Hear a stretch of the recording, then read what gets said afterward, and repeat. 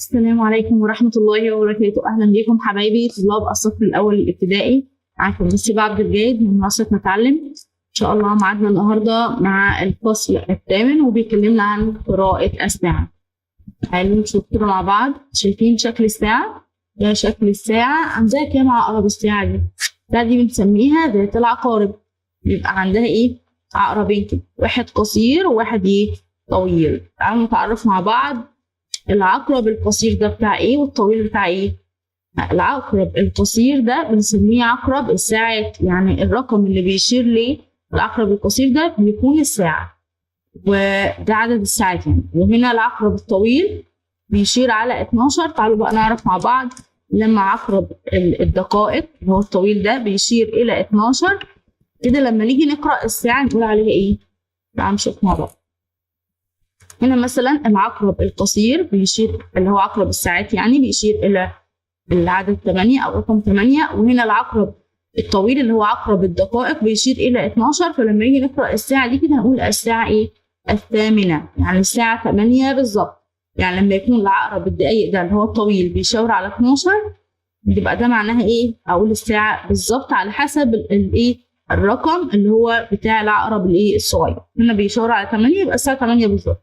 يعني أقول الساعة الثامنة. لو كان مثلا بيشاور على 4 تقول الساعة الرابعة، الساعة 4. لو مثلا العقرب الطويل على 12 والعقرب القصير على 2 تبقى الساعة 2.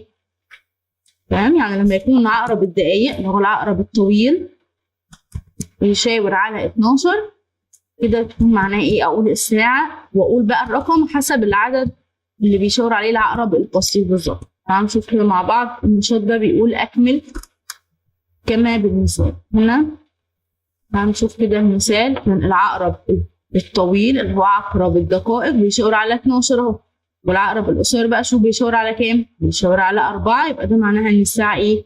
الساعة الرابعة او الساعة ايه؟ الساعة 4. طب تعالوا هنا نشوف. هنا بيقول لنا العقرب القصير بيشير الى القصير اهو اللي هو بتاع الساعات، يعني بيشاور على مين؟ على 7. والعقرب الطويل يشير الى كام؟ إلى 12. يعني كده الساعة كام؟ يبقى الساعة كده الساعة 7. هنا العقرب القصير يشير إلى القصير أهو بيشير إلى 9، والعقرب الطويل يشير إلى 12. يعني كده الساعة هتكون كام؟ الساعة أقرأها بقى على حسب العقرب القصير بيشاور اللي هو بيشاور على إيه؟ على 9. يعني كده الساعة 9. تعالوا نشوف كده الساعة اللي بعدها.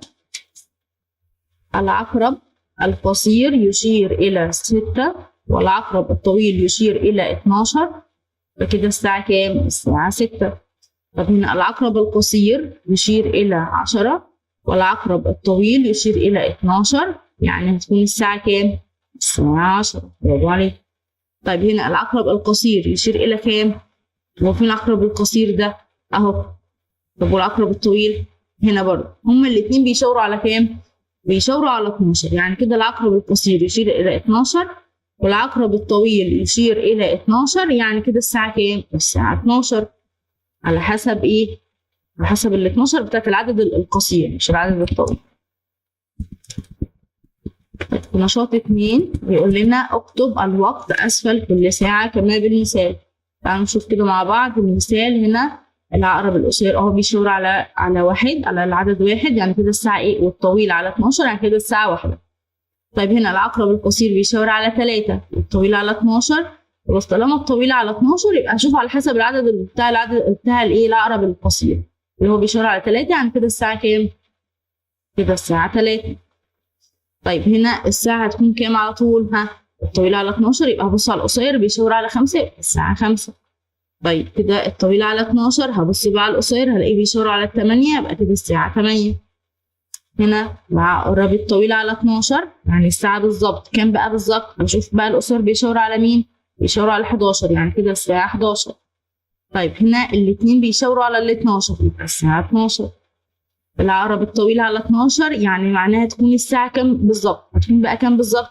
هتكون على حسب العقرب القصير هنا بيشاور على 6 يعني الساعة 6 بالظبط. طيب هنا العقرب الطويل بيشاور على 12 يعني معناها الساعة بالظبط هتكون كام بالظبط؟ على حسب القصير هنا بيشاور على 2 فتبقى الساعة كام؟ كده هتكون الساعة 2. تعالوا نشوف نشاط 3. بيقول لنا لون الساعة التي تشير إلى الوقت كما بالمثال. تعالوا نشوف كده. هنا الساعة 3، ففين الساعة اللي بتشاور لنا عن الساعة 3؟ أهو اللي هيكون العقرب القصير على 3 والطويل على 12. طيب هنا الساعة 8، يعني عاوزين العقرب الطويل ولا القصير هو اللي بيشاور على 8؟ العقرب القصير هو اللي يشاور على 8 والطويل يكون فين؟ على 12. يبقى الطويل على 12 والقصير على 8، يبقى الساعة دي هي الإيه؟ اللي بتقول لنا إن الساعة 8. طيب هنشوف الساعة اللي بعدها. عاوز الوقت يكون كام؟ عاوز هنا الساعة 11، يعني العقرب الطويل على 12 والقصير هو اللي على 11. فين بقى الساعة دي؟ الاتنين على 12. لا، يبقى هي ديت الإيه؟ اللي فيها ال 11. العقرب القصير بيشاور على 11. طيب هنا عايزين نشوف الساعة 9، يعني العقرب القصير هو اللي هيشاور على 9. فين القصير بيشاور على 9 اهي. الطويل طبعا هيكون ايه؟ على 12 عشان تكون الساعة 9 أو الساعة 9 تمام.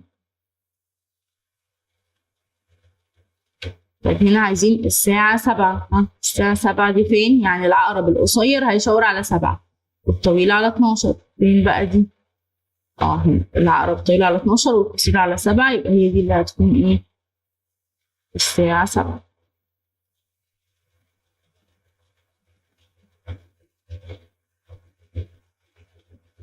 هنا الساعة 4، يعني العقرب القصير هو اللي هيكون بيشاور على 4 والطويل على 12. تعالوا نشوف كده فين؟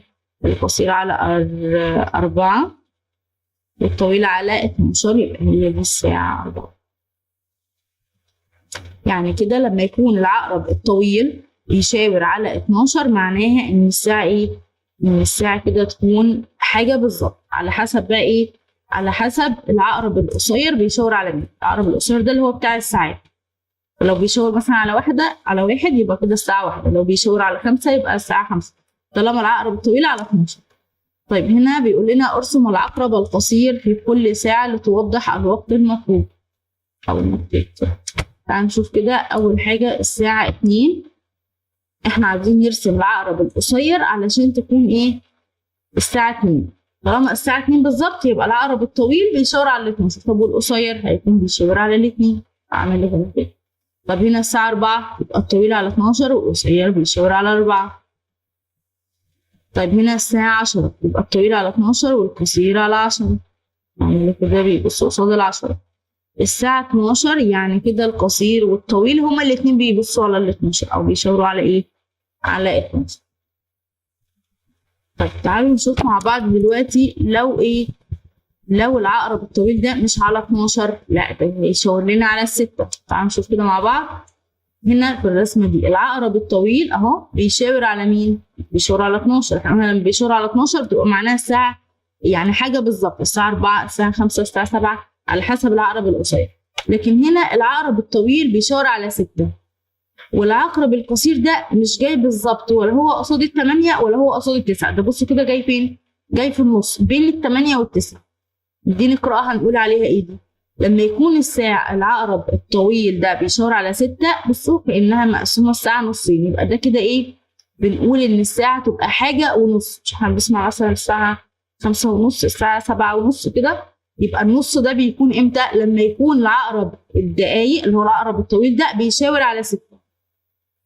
يعني اول ما نشوف عقرب الطويل اللي هو عقرب الدقايق بيشاور على 6، يبقى ده معناه ان هقول حاجة ونصف.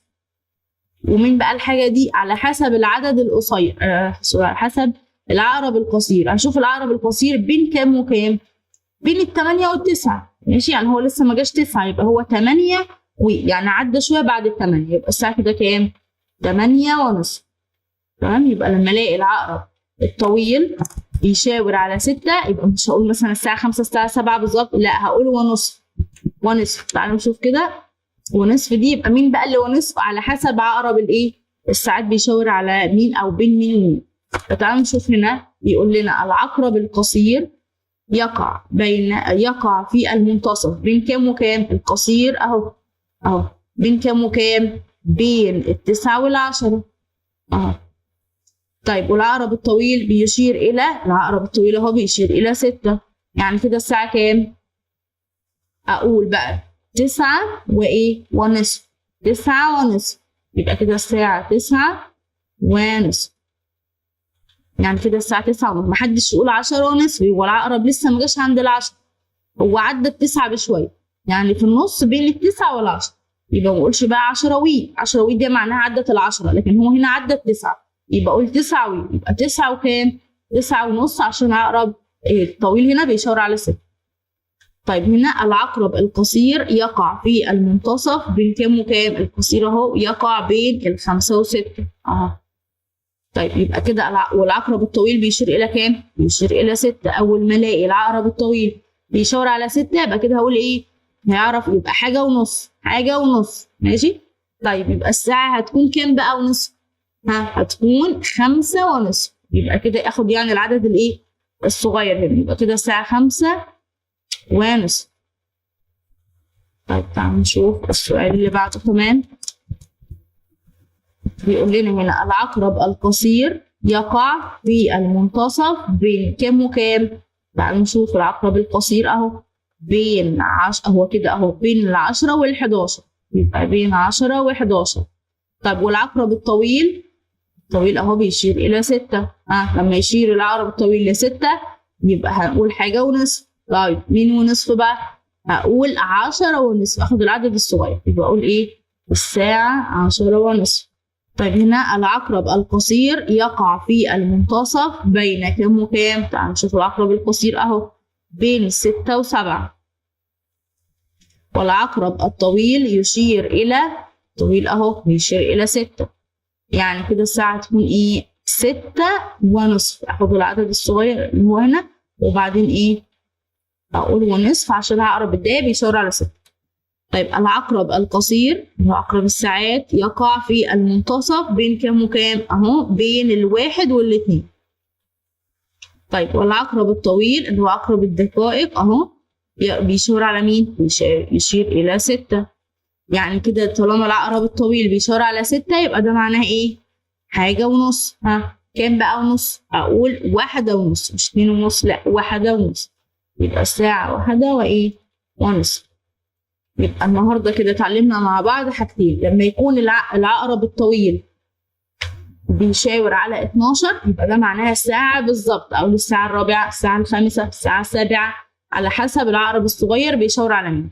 أما لما يكون العقرب الطويل ده بيشاور على 6 يبقى معناها أقول حاجة ونصف، على حسب العقرب الصغير بين كام وكام، وباخد العدد الأصغر. يعني مثلا هنا بين 6 و7 يبقى أقول 6 ونص، هنا بين 1 و2 أقول 1 ونص، مش 2 ونص. بناخد العدد الإيه؟ الأول هو الإيه؟